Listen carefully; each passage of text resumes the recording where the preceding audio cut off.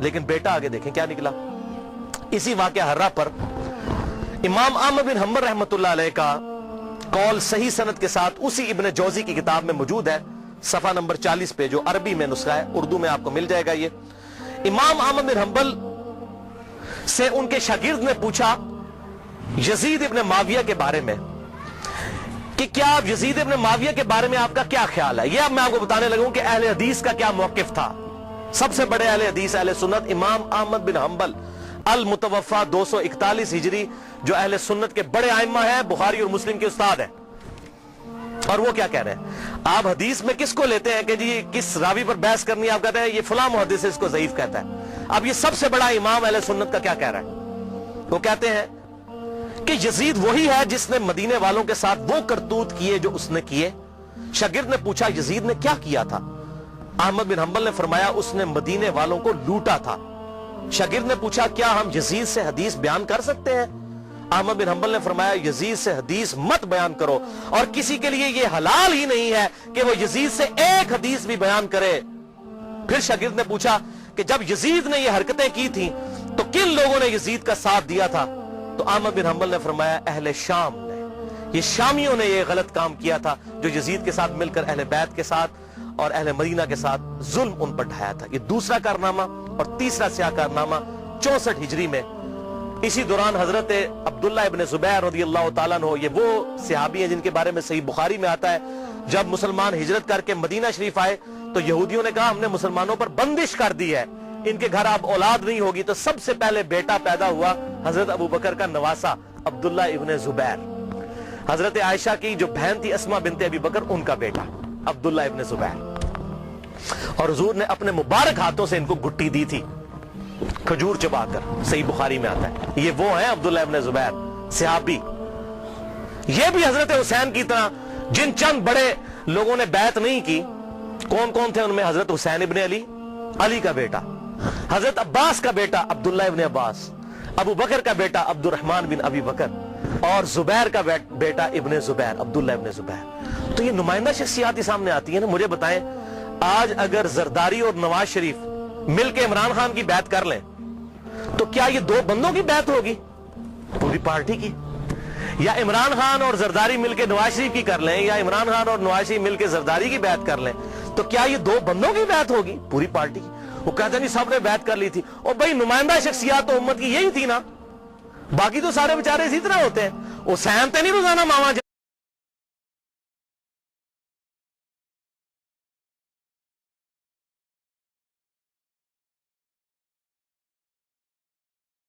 اور زبیر کا بیٹا ابن زبیر, عبداللہ ابن زبیر. تو یہ نمائندہ شخصیات ہی سامنے آتی ہیں نا. مجھے بتائیں آج اگر زرداری اور نواز شریف مل کے عمران خان کی بیعت کر لیں تو کیا یہ دو بندوں کی بیعت ہوگی, پوری پارٹی کی؟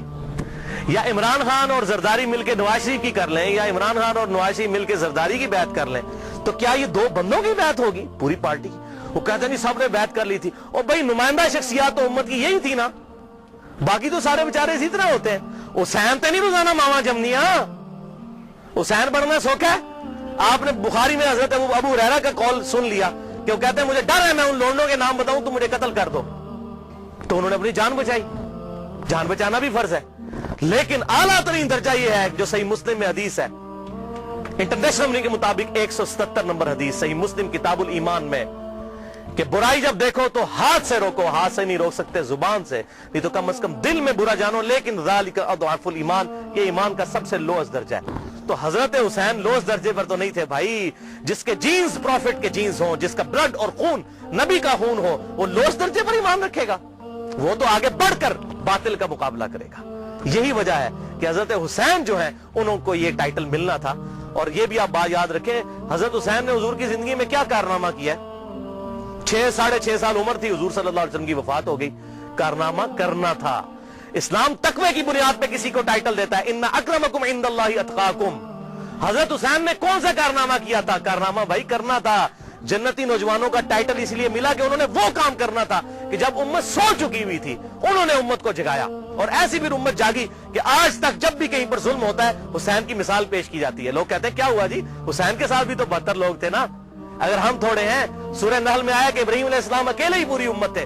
حق تھوڑا ہو، حق حق ہے، باطل باطل ہے، چاہے وہ کثرت میں کتنا ہی زیادہ ہو. ٹھیک ہے، تو یہ بات آپ سمجھیے اس حوالے سے. تو عبداللہ ابن زبیر نے بھی بغاوت کی. انہوں نے حجاز، مکہ، مدینہ اور پورے ایریے پر انہوں نے اپنی خلافت قائم کر لی، اور یزید صرف شام تک رہ گیا. تو پھر یزید نے عبداللہ ابن زبیر رضی اللہ تعالیٰ عنہ کو قتل کرنے کے لیے اور ان کی حکومت کو ختم کرنے کے لیے جو خلافت تھی،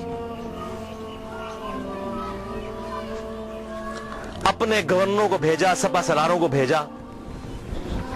64 ہجری کا یہ واقعہ ہے، اور یہ صحیح مسلم میں انٹرنیشنل نمبر کے مطابق 3245 صحیح مسلم 3245 نمبر حدیث ہے کہ ابن زبیر پر جب حملہ کیا اس دوران خانہ کعبہ کو منجنیق سے پتھراؤ کیا گیا، غلاف کعبہ بھی جل گیا. 3245 صحیح مسلم.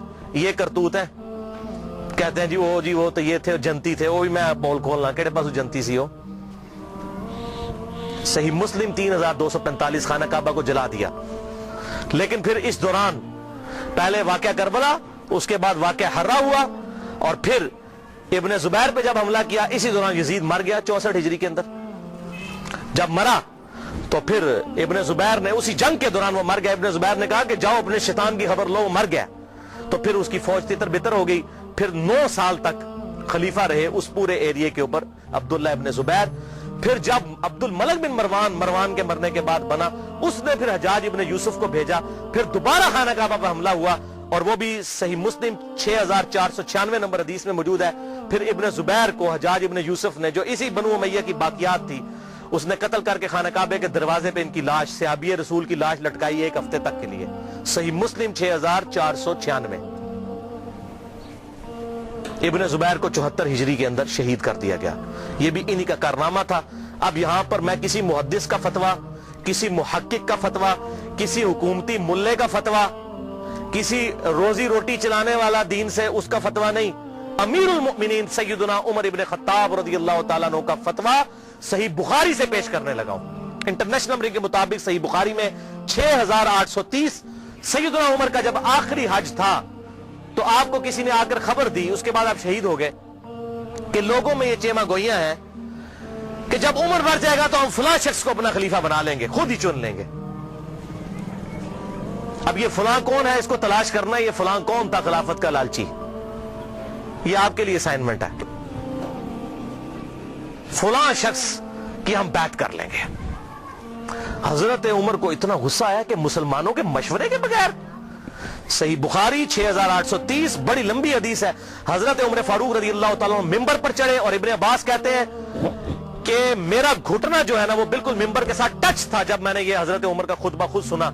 اور حضرت عمر اتنے غصے میں تھے، میں نے کہا کہ آج تو یہ، بلکہ صحیح بخاری اسی حدیث میں آتا ہے کہ عبد الرحمن بن عوف کہتے ہیں کہ آپ تو عرفات کے میدان میں خطبہ دینے لگے. تو میں نے کہا امیر المومنین یہاں پر ہر طرح کے لوگ موجود ہیں، کوئی پڑھ لکھے ہیں، کوئی ان پڑھ ہے، تو آپ کی بات کا کوئی اور مطلب نہ لے لیں، آپ صبر کریں، مدینہ جا کے خطبہ دیں. تو مدینہ شریف جا کر پہلا کام حضرت عمر نے خطبہ دیا 6830. بڑی باتیں ارشاد فرمائی، اور پھر اس میں ارشاد فرمایا ورڈ بائی ورڈ، لفظ بائی لفظ حضرت عمر کے الفاظ. صحیح بخاری 6830. دیکھو، خیال رکھنا کہ کوئی شخص بھی بغیر مسلمانوں کے مشورے کے اور بغیر اتفاق رائے کے تم پر مسلط نہ ہونے پائے، ورنہ اس کا انجام قتل و غارت ہوگا. اور وہ آپ نے دیکھا کتنی قتل و غارت ہوئی. حضرت حسین کو شہید کیا گیا، واقعہ ہرا ہوا، پھر خانہ کعبہ کو جلایا گیا. پیچھے کیا رہ گیا؟ مکے کی حرمت پامال، مدینے کی حرمت پامال، اہل بیت کی حرمت پامال. اس سے زیادہ کیا کر سکتا تھا؟